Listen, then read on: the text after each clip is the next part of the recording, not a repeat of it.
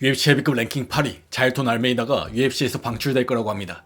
브라질 언론인 라이르치 비아나는 SNS를 통해 전하길 방금 확인했는데 UFC가 오늘 오후에 결정을 내렸다고 합니다. 마라디뉴는 11경기에서 8승을 거둔 뒤 단체를 떠나게 됐습니다. 미리 말해두자면 난 이 결정이 황당하다고 봅니다. 여러분의 생각은 어떠신가요? 라고 얘기했습니다. 자일톤 알메이다는 2연패 중입니다. 작년 10월 알렉산더 볼코프에게 패배했고 지난 1일에는 리즈반 쿠니에프에게 패배했는데요. 2연패긴 하지만 아직 랭킹 8이고 그간 UFC 전적도 준수했기에 의아한 결정이긴 합니다.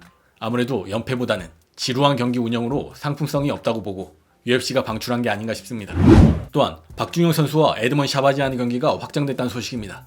오는 4월 5일 UFC 파이트 나이트 이벤트에서 맞붙습니다.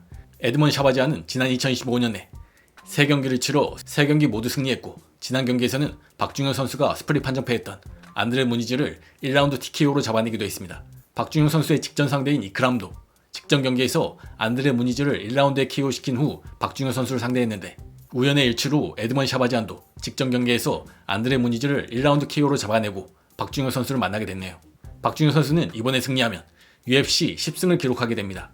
대한민국 UFC 파이터 중 UFC에서 두 자릿수 승리를 갖고 있는 파이터는 전 UFC 웰터급 파이터 스턴건 김동현이 유일합니다. 13승으로 국내 UFC 최다승 기록을 보유하고 있고 그 다음으로 박준영 선수가 9승으로 2위를 기록하고 있습니다. 또한 한국의 안과의사 유튜버가 톰 아스핀을 받은 수술은 라섹 시술로 보인다 얘기했다는 소식 전해드렸는데요. 톰 아스피날의 SNS에도 한 팬이 라식 수술을 언급했고 이에 톰 아스피날이 직접 댓글로 반응했습니다. 먼저 한 팬이 바로 언팔했다. 라식은 필요도 없잖아. 이건 노골적인 체면 칠해지. 이럴 줄 알았다. 라는 댓글을 달자 톰 아스피날은 오마이갓 딱 걸렸네. 나 일부러 아이포킹 당했어. 그래야 내 시력을 고칠 수 있으니까. 그리고 수술도 가짜였고 내 눈이 빨간 것도 누가 방구 껴서 결막염 걸린 거야.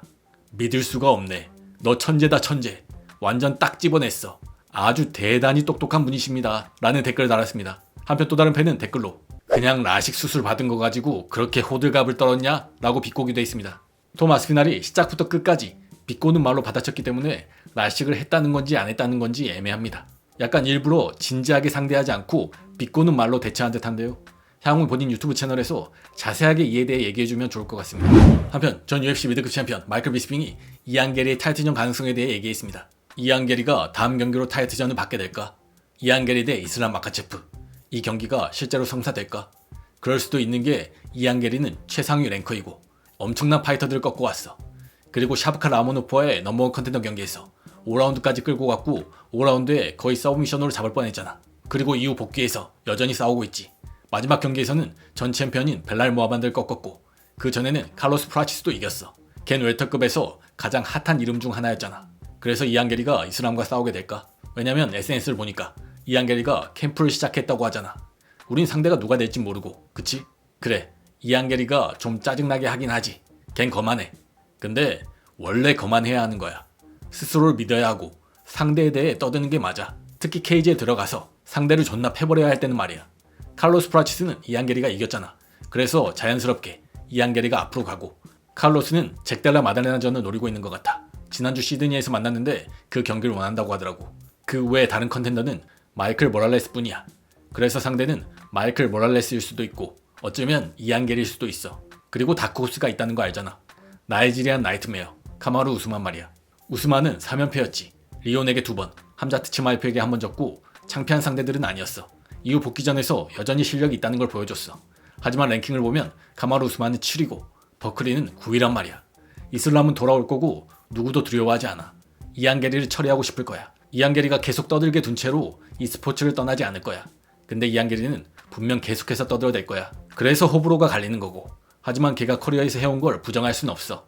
아무리 부정하고 싶더라도 말이야. 최근 경기에서 벨랄 모하마드를 판정으로 이겼고 칼로스 프라치스도 꺾었고 샤브칸한테는 판정까지 간 끝에 패배했고 마이클 베노페이지도 이겼어. 이안 게리가 이슬람을 이기려면 어쩌면 다게스탄에서 200~300년은 지내야 할 수도 있어. 이슬람은 레슬링 괴물이니까. 이안 게리가 이슬람 상대로 나위처럼 날아서 벌처럼 쏠 수 있을까? 잽으로 공략해낼 수 있을까? 헤드킥과 무브먼트로 풀어낼까? 라고 얘기했습니다. 얼마 전 이안 게리는 캠프에 들어갔다 얘기했는데요. 최근 세르비아에서 인터뷰한 이슬람을 보면 곧 라마단 기간이라 한 달 정도는 후련하지 않을 거라고도 했고 일리아와의 경기에 대해서도 얘기하고 또 백악관 이벤트도 얘기하는 걸 보면 이안 게리가 캠프에 들어가 데뷔하고 있는 상대가 이스라엘일 가능성은 높지 않아 보입니다. 이안 게리가 아주 이른 긴 캠프를 준비하지 않는 이상 말이죠. 이안 게리와 마이클 모랄레스가 넘버원 컨텐더 경기를 할 거라는 일부 찌라시도 있는 상황인데요. 이안 게리의 다음 상대는 과연 누구일까요?